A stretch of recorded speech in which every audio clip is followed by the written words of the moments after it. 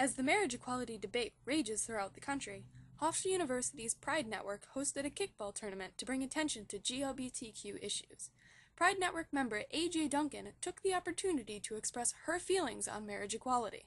I mean, as someone who is part of the queer community, I think that we should be allowed to marry. The national debate on marriage equality currently revolves around the Defense of Marriage Act, or DOMA, which prevents same-sex couples who are legally married in a state from getting federal marriage benefits. I feel like it's basically homophobia put into law.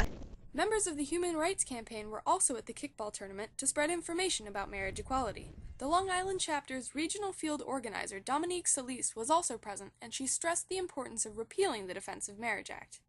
It's really unsettling, and it's scary that something that's that close-minded could actually get into our government, but we are working alongside many people within the federal government to try to get that repealed, and we're hopeful that we can get it repealed within the next year or so as we pass marriage equality across the states.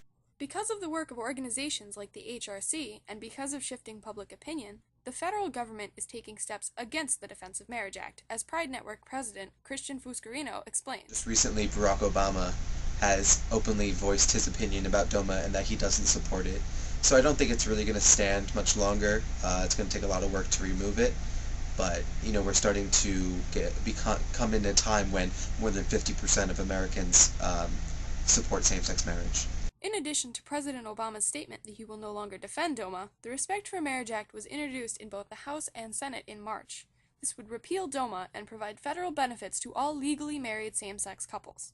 We live in a country that prides itself on the home of the free and justice and equality. So for this bill to pass would really set standards worldwide for what American values are about.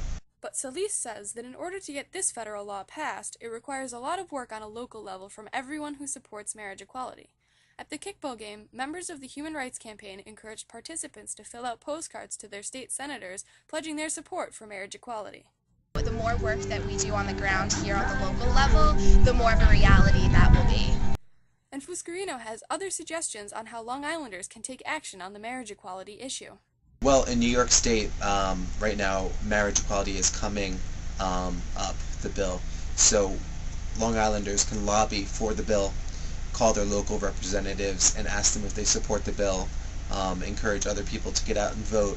Even with the current movement to advance marriage equality, there are still many obstacles for the GLBTQ community to overcome. Kimber Streams, Long Island Report.